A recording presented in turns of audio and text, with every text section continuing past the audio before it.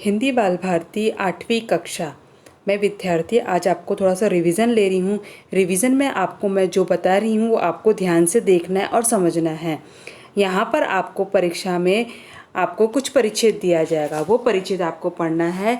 पृष्ठ नंबर विद्यार्थी 14 निकालोगे। पृष्ठ नंबर 14 में आपको कुछ परिच्छेद दिया जाएगा, वो परिच्छेद आपको पढ़ना है। ये परिच्छेद पढ़ने के बाद आपको दिया जाएगा जैसे कि निम्नलिखित परिच्छेद पढ़कर उस पर आधारित ऐसे 5 प्रश्न तैयार करके लिखो जिनके उत्तर एक एक वाक्य में हो। तो ये परिच्छेद पढ़ने के बाद हमको इसके प्रश्न तैयार करना है। प्रश्न के लिए यहाँ 4-5 दिया, जैसे कि लिख सकते हैं कि एकता का सबसे सुंदर उदाहरण पेश करने वाला पक्षी कौन है, यहाँ हम लिख सकते हैं।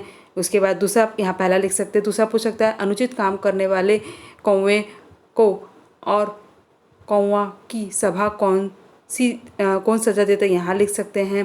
कौवा और कोयल में कौन अधिक चतुर होता है, यहाँ लिख सकते हैं।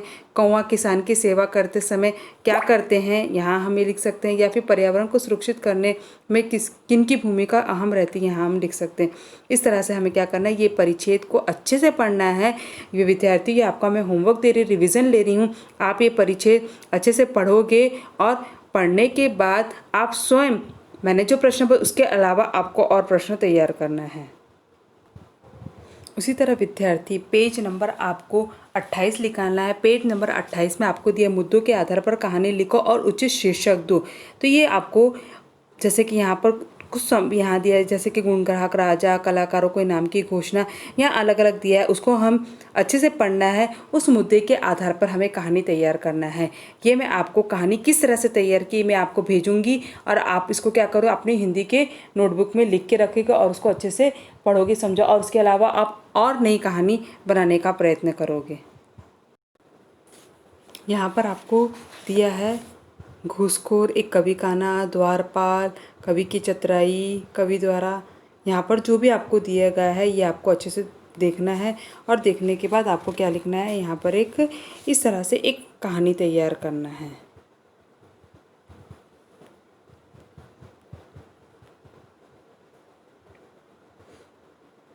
फिर क्या हुआ, एक बार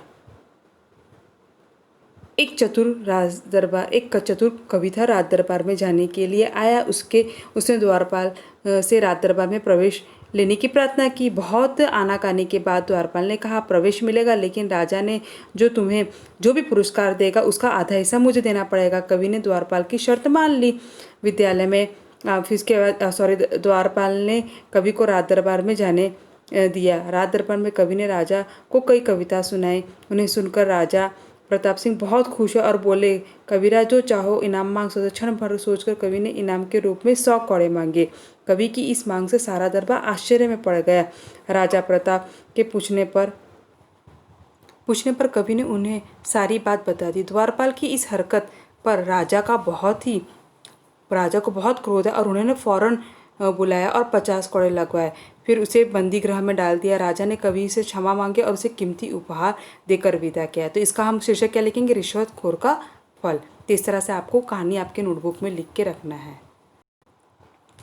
विद्यार्थी, ऐसे ही आपको परीक्षा के समय पत्र पूछा जाएगा।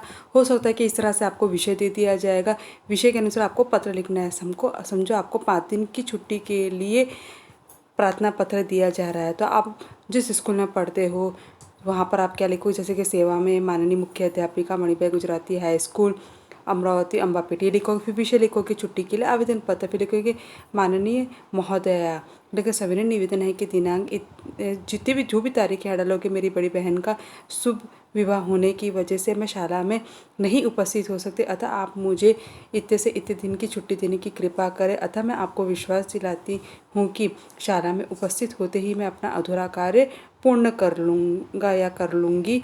यहाँ करोगे। फिर आपका आज्ञाकारी जो भी आपका नाम है, अपना नाम डालोगे, कक्षा का नाम डालोगे और अपना इतना ही करके आपको पत्र तैयार करना है।